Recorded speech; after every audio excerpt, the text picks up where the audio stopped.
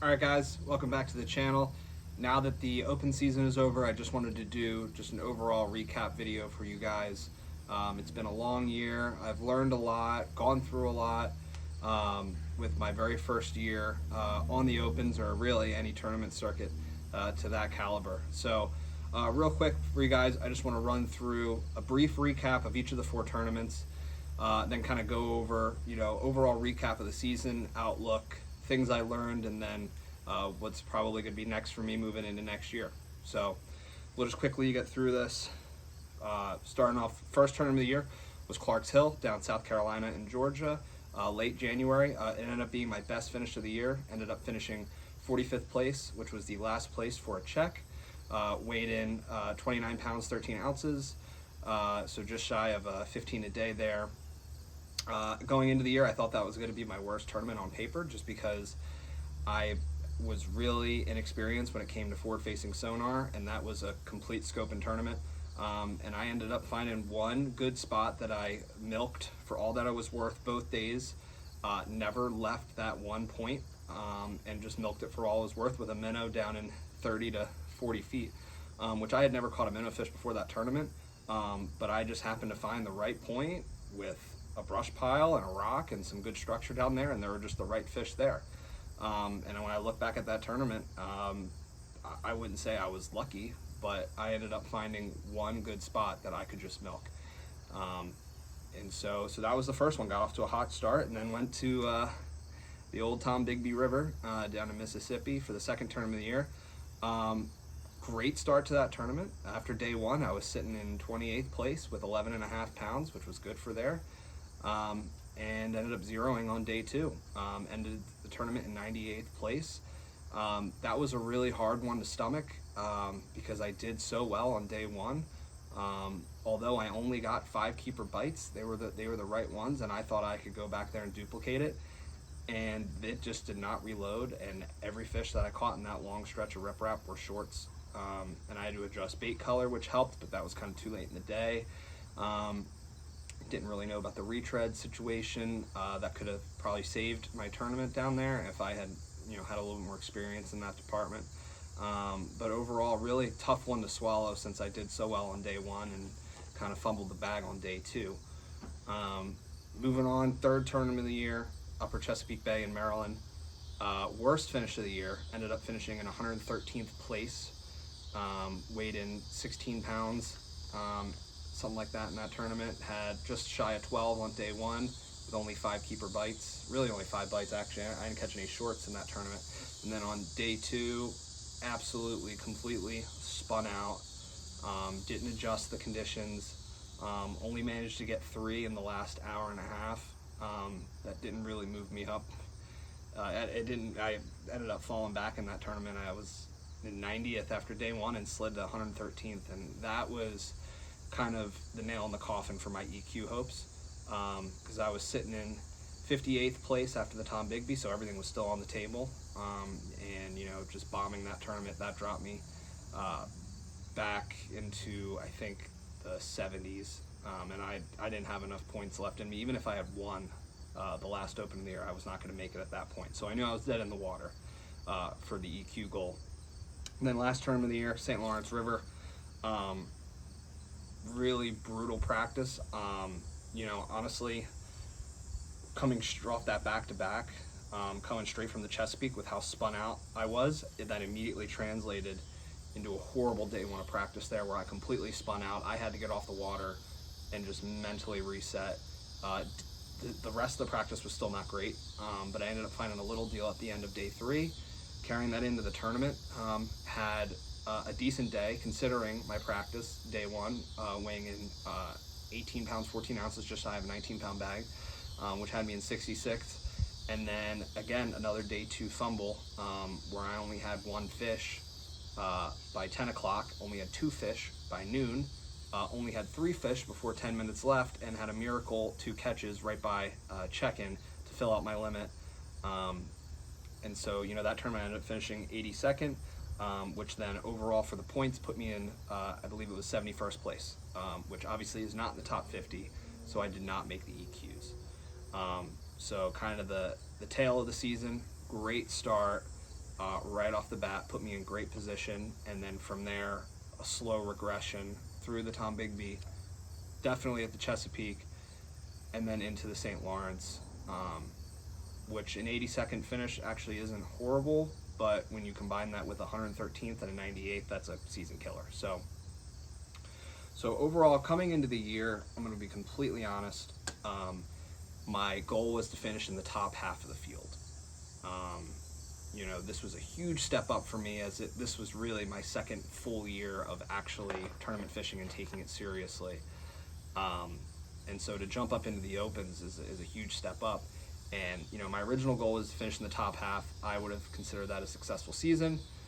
But like a lot of people, after starting off super hot in the first one with a 45th, I kind of, what they say, moved the goalposts.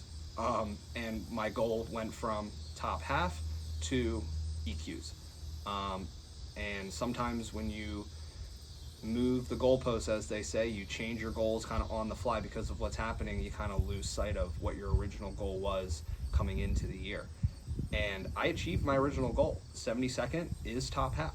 I think we had roughly 150 guys sign up for Division 1 for all 4 EQs. I finished in the top half. But obviously, when changing the goals to EQs after that first tournament, my mind was set on the EQs. I had a mathematical chance for about half the year, and I really truly believed that I was going to be able to pull it off and get in the top 50, which I know I have the capability to do. It just didn't happen for me. So that being said, mentally it was definitely a disappointment the way that I ended the year by not making the EQs, but knowing how new I am to the sport, how new I am to that kind of level of competition, top half is successful if you're looking at my goal for the beginning of the year. So, biggest takeaways though from this year. I will start off with my biggest downfall starting on day 2 of the Tom Bigby was my mental state. Day 2 of the Tom Bigby actually wasn't so bad mentally because I had a lot of confidence going into that day because of day 1, and I fully believed, even with only a couple hours left in that tournament, I was somehow going to catch 5 because I had a spot all to myself. I ran 35 miles, I had it all to myself. Once that didn't happen, start to second guess yourself a little bit. Tried to reset. Actually, right after that, went to the James River, had a bad tournament there. But when going into the Chesapeake, Tom Bigby was not really on my mind. I had kind of thought that I had fully reset on that and had my best practice of the year at the Chesapeake. Well, conditions changed. Things changed. I didn't adjust. And what ended up happening is then I had a bad day 1, and then I was stressed going into day 2. Once I started not to catch fish on day 2, the thoughts of the Tom Bigby came back into my head. The negative thoughts.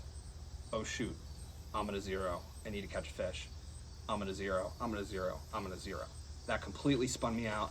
I fished things that I never even saw in practice just because I thought things had just wildly changed on that flat. And they changed, but the fish didn't go anywhere. They were still there, and I just didn't adjust. And that mental state spun me out, and it ruined that tournament for me. And then that spin out just went straight into the St. Lawrence, spun out in practice. And I will say that day 2 of the St. Lawrence, though, those thoughts of the Chesapeake and the Tom Bigby were creeping into my head. But because I knew I was kind of mathematically out of it, I had a little bit more of a calm composure and presence and was able to pull off a limit. And that was a huge takeaway and learning lesson. And I think something that I actually grew during the season to be able to get that limit on the day 2 of the St. Lawrence. Because I fully was driving back up that 45-minute run up the river thinking I was going to come in with 3, but I stopped somewhere random, never seen it before. It just looked good on a map, gave myself a little bit of time, and I managed to get it done. Still not a great finish, but that was a drastic improvement from the Tom Bigby and the Chesapeake. There was legitimate growth there with having a contentious day 1 where you're still in contention for everything, and then bombing on day 2. Again, 82nd place doesn't sound great on paper, but in the Opens with points, 82nd is not the worst finish. It's It's a finish that can keep you in it. It's not going to move you up the standings, but it's not going to drop you out super low where you're not going to be able to climb back in, depending on where you are in the season. So that was definitely one of the big things. Another struggle for me definitely was practice, and kind of how I was building my tournament strategy.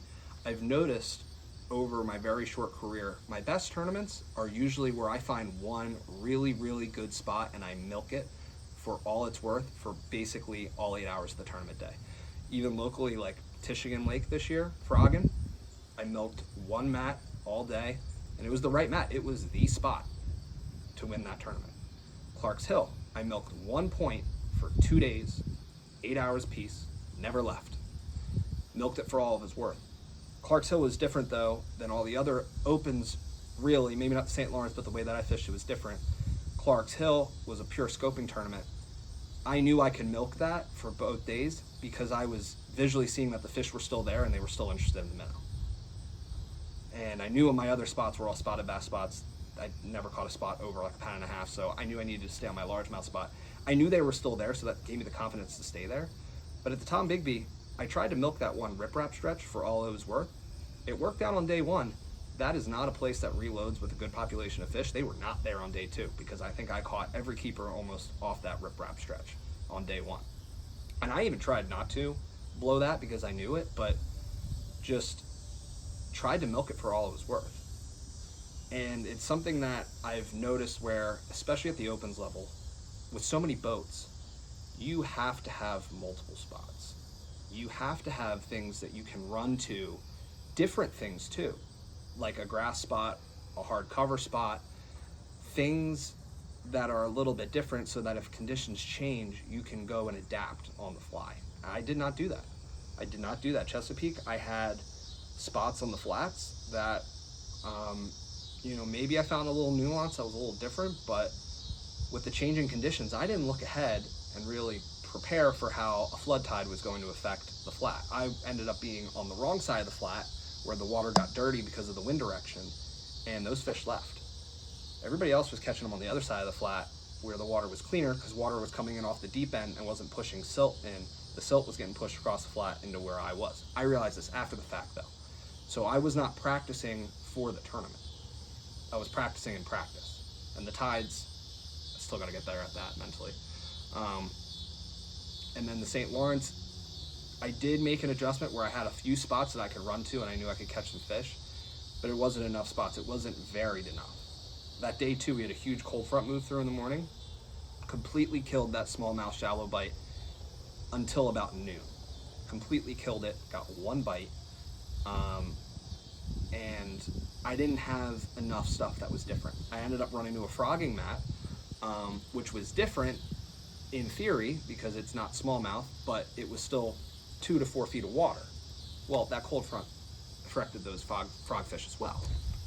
And that didn't pan out because they were kind of hitting the frog with their head. They weren't even trying to grab it with their mouth. And that's a lesson too I learned specifically there where I need to pick up a punch rig and punch for those fish when they're not coming up. But by that point, I only had about two hours left in the tournament. I only had 2 fish. I wasn't going to slow down and punch. But again, it's practicing for the tournament is really a big thing that I was not able to do, and it really hurt me in a lot of the tournaments. But really, overall, biggest challenge for me was my mental state. I did not stay composed at the Tom Bigby. I didn't spin out or freak out or anything, but mentally I'm like almost defeated, like with an hour left, like, wow, I can't believe I'm gonna come in 0. It's not the attitude you need to have. On the Chesapeake, I did spin out, I did freak out, and I really did not know what to do.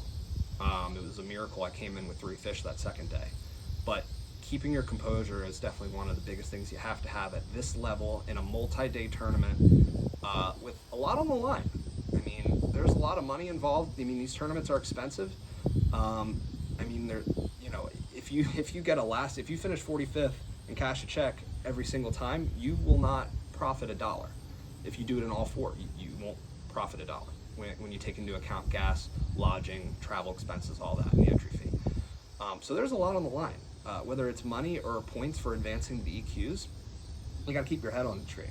I did a better job on that at the St. Lawrence, but still something I definitely need to work on. So those are probably my biggest takeaways from the Open season. Again, a little bit of a sour end to it.